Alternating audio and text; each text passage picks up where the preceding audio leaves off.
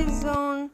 வாங்க இந்த வீடியோவில் சுண்டை வச்ச மீன் எப்படி செய்கிறதுன்னு பார்க்கலாம். சுண்டை வைக்கிறதுக்கு தேவையான பொருள் என்னென்னு பார்க்கலாம் வாங்க.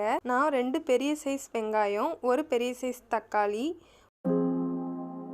1/2 டீஸ்பூன் மிளகு, 1 டீஸ்பூன் சீரகம், 3 வரமிளகாய், தாளிக்கிறதுக்கு தேவையான அளவு பூண்டு, 1/2 மூடி அளவு தேங்காய், கருவேப்பிலை கொத்தமல்லி தேவையான அளவு எடுத்துக்கலாம்.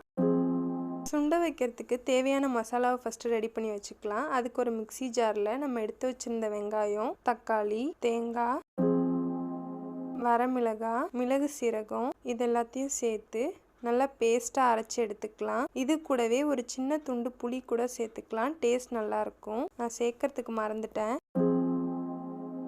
இப்போ நம்ம எடுத்து வச்சிருக்க பூண்டை ஒரு இடிக்கல்லில் சேர்த்து இடித்து வச்சுக்கலாம். இந்த சுண்டை வைக்கிற மீன் எல்லா குட்டி குட்டியாக இருக்க மீனில் செஞ்சாலுமே நல்லாயிருக்கும். எனக்கு காணாங்கத்தை மீன் இன்றைக்கி ரொம்ப குட்டி குட்டியாக கிடச்சிச்சு. நான் அதை சேர்த்து தான் பண்ண போகிறேன். ஒரு வாணலை அடுப்பில் வச்சு தேவையான அளவு எண்ணெய் விட்டு கொஞ்சமாக தாளிப்பு வடகம் சேர்த்துக்கலாம். அது கூடவே நம்ம இடித்து வச்சுருக்க பூண்டையும் சேர்த்துக்கலாம். இதில் நம்ம மிக்சியில் அரைச்ச பேஸ்ட்டையும் ஆட் பண்ணிக்கோங்க. இதில் 1/2 சிட்டிகை அளவுக்கு மஞ்சள் தூள், மீனுக்கு தேவையான அளவுக்கு உப்பு சேர்த்துக்கலாம். இதை நல்லா கலந்து விட்டு ஒரு கொதி வந்தோடனே மீனை ஒன்று ஒன்றா அதில் சேர்த்துக்கலாம். கிரேவி ரொம்ப திக்காக இருந்ததால் நான் கொஞ்சம் தண்ணி ஊற்றி அட்ஜஸ்ட் பண்ணியிருக்கேன்.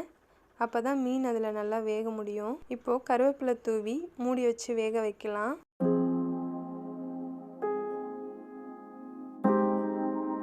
இதை நம்ம கரண்டி விட்டு கிளறக்கூடாது. 2 பக்கமும் வாணலை பிடிச்சி லைட்டாக பாருங்கள், கிரேவி நல்லா கொதிக்குது. லைட்டாக ஷேக் பண்ணி மட்டும் விட்டுக்கலாம். அப்போ தான் அடி பிடிக்காமல் இருக்கும். மீன் நல்லா திக்காக குழம்பு பதத்துக்கு வந்துடுச்சு.